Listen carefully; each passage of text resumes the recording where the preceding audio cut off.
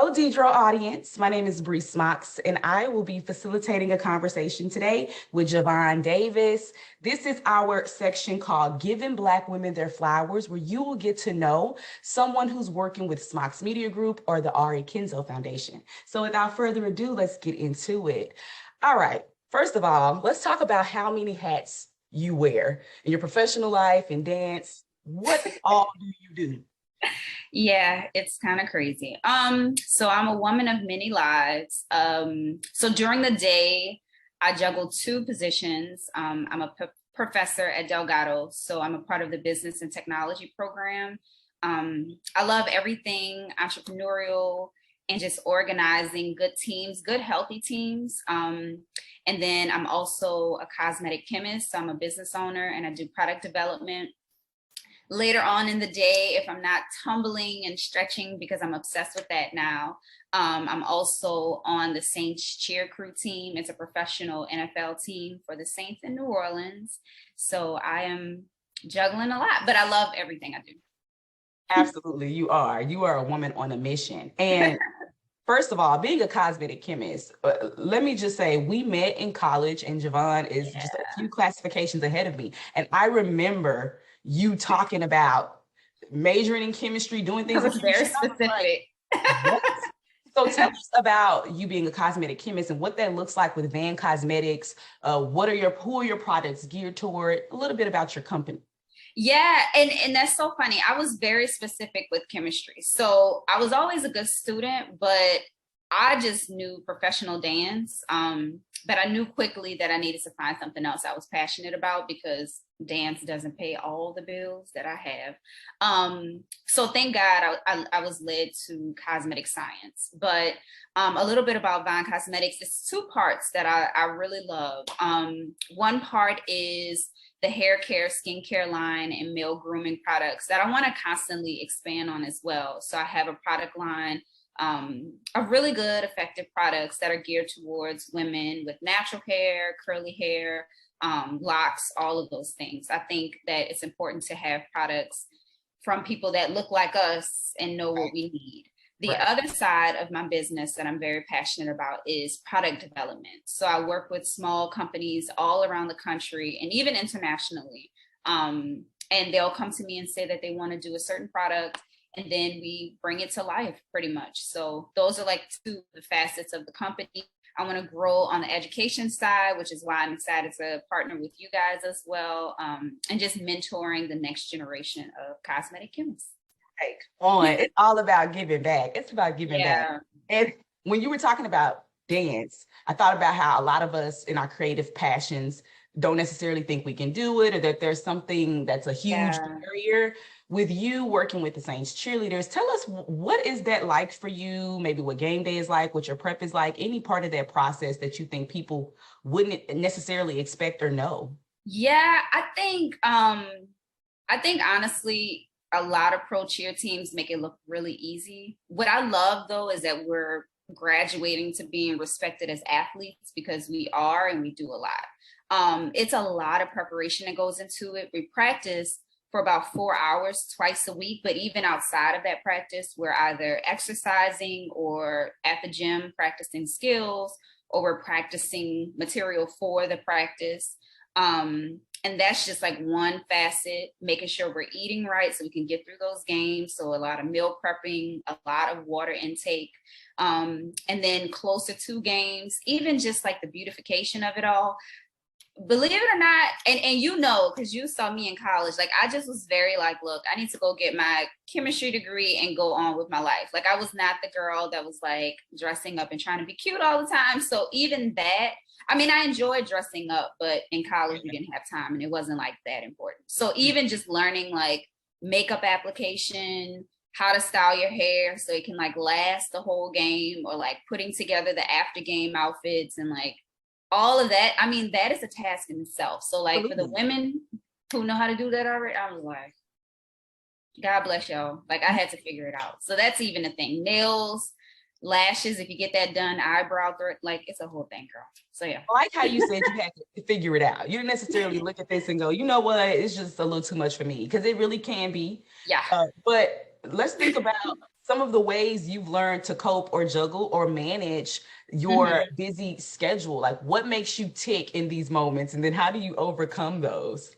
Yeah, so I don't know if it's just my personality, but I've genuinely always been the type where I get bored easily and I just need to be stimulated. So like even in grade school, I remember teachers would give us just like busy work and it would drive me up a wall because I was like, I could be doing something else productive with my time. Yeah, I just was not that person. So personality wise, I genuinely enjoy a bunch of things. And one of my favorite motivational speakers, well, two people, I listen to Kobe Bryant motivational speeches a lot.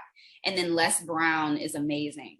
And I just realized that it was possible for me to create whatever kind of life I wanted. And if I was interested in cosmetic science, if I'm interested in business, if I'm interested in dance, then there's a way that I can like section my days off to accommodate all of those things. And some weeks, some fall by the wayside, some weeks, I can juggle it all. But at the end of the day, I'm able to do it all. And I'm really happy about that. Right, right. Speaking of grade school, because that leads into my next question. Nice segue there.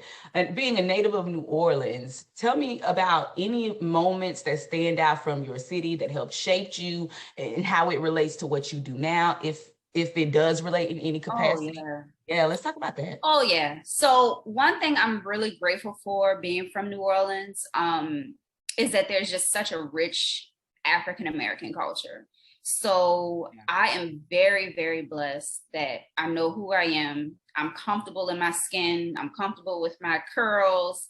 I'm comfortable with my skin tone, all of those things. I mean, that's just a blessing. I was able to go to a predominantly Black high school, McDonough 35, which if you're from here or you interact with anyone from New Orleans, like where you went to high school is like a huge deal. So I love my high school, Okay. but it was the first historically Black high school in the city. So I mean, we have so much history down here and just so much rich, rich culture. And I definitely took it for granted, because I thought it was just like that everywhere. So, but it really set me up for success just throughout life. I just remember vividly at SMU, like that was the first time I had interacted with kids who were Black who like felt uncomfortable about it or like wouldn't talk to us. Like we knew some Black kids that were like, they don't talk to the other Black kids. And it just like that kind of stuff is just so weird to me. Or even just dealing with like the insecurities of being Black and like listening to some of those conversations was so new to me because I was just always around Black people. So I'm like, what are you talking about? Like you feel uncomfortable about being Black. So all that to say, New Orleans shaped a lot of like my personality, my drive, and just the appreciation of like who I am. I'm really grateful for that. Yes, yes. Let's take a beat to talk about your personal life, your views on love, relationships, understanding that you already have self-esteem that was imbued into you at an early age, especially Mhm. because of where you grew up, right? So how has that maybe become an evolution, I shall say, now that you're an adult? And when I say love, I'm talking about romantic love, parental love, friendships, any of that, because sometimes that kind of falls by the wayside when we get really busy and we're, Yeah. juggling so much in our career. Yeah, I've had like a very like spiritual take on it. So first I think like I said, I'm spiritual. So like I look at Jesus as like the perfect example of love that I want modeled for myself in like every relationship I'm in, which is impossible, but that's the goal. Oh, Um okay. right. So I look at him as like the perfect example for me. So like everything else models itself through that. So I have to love myself unconditionally, which is very difficult sometimes because I'm a perfectionist. Um, I'm very hard on myself. So that's a constant practice. Even in my personal relationships, like romantically, I feel like my goal is to make sure I keep Christ at the center of it and that we are modeling that towards each other, which is not always easy, of course, because we're both human and we come with our own background and experiences with things that we have to like comb through. And especially if you're partnered with someone who you feel like God sent you, then it's only natural that they're going to pull things out of you you didn't even know it was about yourself. And it's like, no, I thought it was perfect. Right. Don't come for me. Don't come for me. Right. I thought I was perfect. What you mean? I feel you. Oh, Lord. So that is a challenge.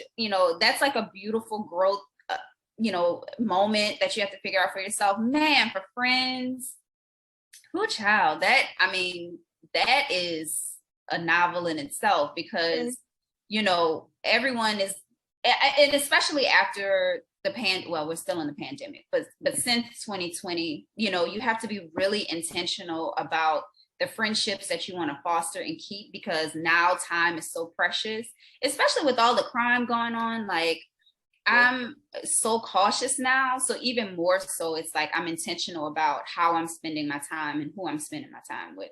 But yeah, like just trying to be there for people as best as I can, especially like mentally and spiritually, because I feel like all of us are just like, what the heck is going on with the world? Like, we need to go get some wine or something. Yes. Something Right. Give us a moment to get it together. The final two questions I have for you are advice questions or inspirational questions. So for a Black woman who wants to go into cosmetic chemistry, or who maybe wants to become a professional dancer, or who's an athlete, someone who is a professor, basically everything that you do, what advice would you give to those women? The biggest advice, first, I say this for every industry I work in: focus on yourself. It's so easy to get distracted with what other people are doing and compare. Focus on yourself and focus on the path that you have for yourself. Also, whatever space you find yourself in, you deserve to be there. Even if you are a beginner at it, that space is created for you for a reason, and you deserve time to grow in that and learn more about it, and be okay with not knowing it all. I think a lot of times, which I didn't even know, we finally have a word for it: imposter syndrome. So I experience that all the time. Like, I'm just like, should I be here? Am I qualified for this? Like, can I do this formula? Am I like, lying to people? Like, like I just go through all of those emotions. And the truth of the matter is, we're all trying to figure out things day by day. It's okay. And whatever space you find yourself in, you deserve to be there. And then whatever you don't know, go figure it out. It's possible. So a question that I think a lot of men in particular don't really get to experience the response to, at least in a way where they can really hear the answer.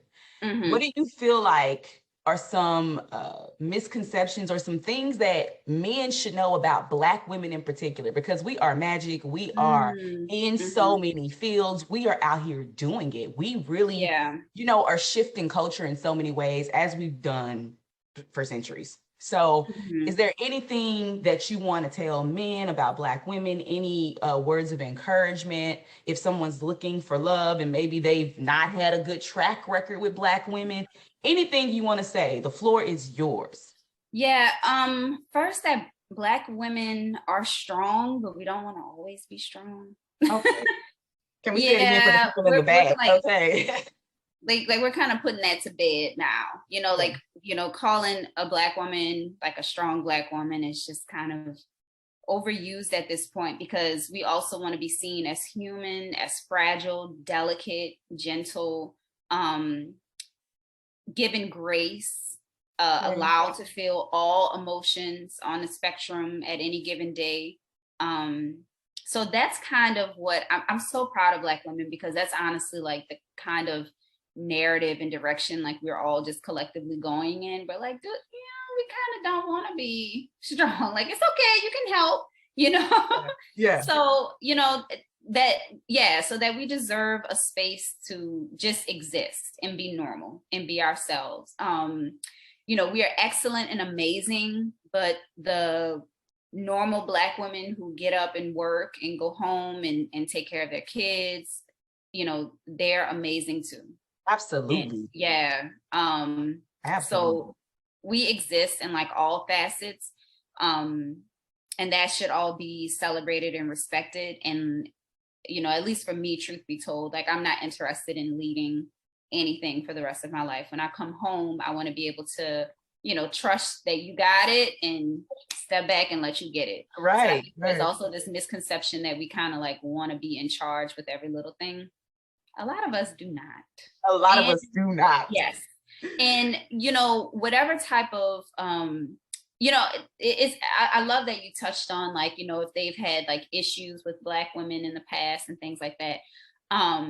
We've all had stories and backgrounds with our exes and things that have gone wrong, but you can't carry that burden for the rest of your life. And it's so much more rewarding to work through those traumas, get a therapist, work through all of that and come out of it healthy and whole, so you can attract someone who is really a good partner for you, versus carrying all of that baggage and trauma, picking someone out of prejudicial issues or whatever the case may be, and then you find yourself with someone that you're not really connected with and not fulfilled by anyway. And I've seen that happen with a lot of my male friends time and time again. And I don't want that for them. So making sure you're working through those wounds, because we all have them, right? Nobody's exempt. Yeah. Well, so many gems were dropped in this quick interview. We hope you enjoyed it. Again, this is our segment with Gavanne Davis, giving Black women their flowers. And there will be another interview come next issue. Thank you, Gavanne, for joining us. Thank you so much. I had a good time.